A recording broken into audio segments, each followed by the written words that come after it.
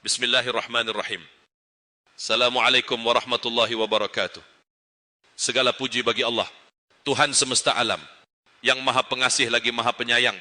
Syalawat dan salam semoga senantiasa tercurah kepada junjungan kita, Nabi Muhammad SAW, beserta keluarga, sahabat, dan umatnya yang setia mengikuti jalan beliau hingga akhir zaman. Hadirin yang saya hormati, pada kesempatan yang mulia ini, izinkan saya untuk mengingatkan diri saya sendiri dan saudara-saudaraku sekalian tentang pentingnya menjaga hubungan kita dengan Allah. Tema ceramah kita kali ini adalah menjauh dari Allah, jalan menuju kehancuran abadi.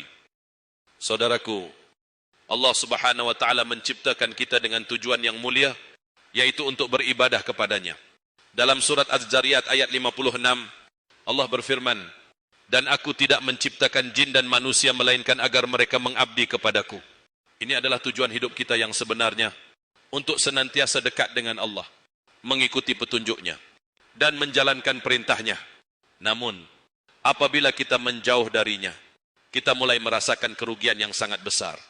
Menjauh dari Allah, sebuah awal dari kehancuran. Hadirin yang dimuliakan Allah, menjauh dari Allah adalah jalan menuju kehancuran yang abadi. Sebab, ketika seseorang mulai melupakan Allah, hatinya akan menjadi keras dan gelap. Dalam surah Al-Anfal ayat 24, Allah berfirman, "Wahai orang-orang yang beriman, jawabilah seruan Allah dan Rasul-Nya apabila dia menyeru kalian kepada perkara yang memberi kehidupan kepada kalian." Ketika kita menjauh dari Allah, kita kehilangan petunjuk hidup yang sebenarnya. Hidup menjadi gelap tanpa arah, penuh dengan kegelisahan dan keresahan. Dampak pertama dari menjauh dari Allah adalah hilangnya kedamaian dalam hati. Allah menyebutkan dalam Al-Quran, "Barang siapa yang menjauhkan diri dari peringatanku, maka bagi dia penghidupan yang sempit." Al-Quran surat Taha ayat 124. Hidup akan terasa sempit, meskipun dunia ini penuh dengan berbagai kemewahan. Tidak ada kebahagiaan yang sejati tanpa kedekatan dengan Allah. Menjauh dari Allah, kehilangan arah hidup. Saudaraku, setiap kita membutuhkan petunjuk hidup yang benar. Tanpa petunjuk dari Allah, kita akan tersesat dalam jalan kehidupan ini. Dalam surah Al-Baqarah ayat 6-7, Allah menjelaskan bahwa bagi orang-orang yang tidak mau beriman, hati mereka tertutup dan tidak bisa memahami petunjuknya. Kehidupan mereka menjadi kosong. Mereka terus mencari kebahagiaan di luar. Tetapi yang mereka dapatkan hanyalah kehampaan. Menjauh dari Allah juga berarti kehilangan arah hidup yang benar.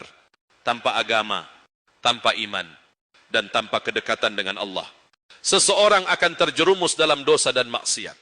Berbagai hal yang dilarang oleh Allah dianggap remeh, bahkan menjadi kebiasaan. Ini adalah awal dari kehancuran moral dan spiritual. Ketika Allah tidak lagi menjadi pusat hidup seseorang, maka segala sesuatu akan menjadi sia-sia. Menjauh dari Allah, jalan menuju azab.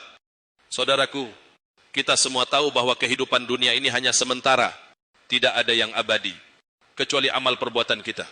Salah satu konsekuensi paling besar dari menjauh dari Allah adalah azab yang menanti di akhirat kelak. Allah berfirman dalam surah Al-Mulk ayat 10, "Dan jika kami mengutus kepada mereka seorang pemberi peringatan, maka pasti mereka akan berkata, tidak ada yang datang kepada kami melainkan orang biasa seperti kami, dan kami tidak akan mengikuti mereka." Orang-orang yang terus-menerus menjauh dari Allah, yang enggan menerima peringatannya, kelak akan mendapatkan balasan yang setimpal di akhirat. Hadirin yang saya hormati, jalan menuju kehancuran abadi adalah jalan yang dimulai dengan menjauhkan diri dari Allah. Kehidupan di dunia ini hanya sementara, tetapi kehidupan di akhirat itu abadi. Apakah kita ingin menghadapi kehancuran yang abadi di akhirat? Tentu tidak. Karena itu, kita harus senantiasa berusaha untuk mendekatkan diri kepada Allah, menghindari jalan kehancuran.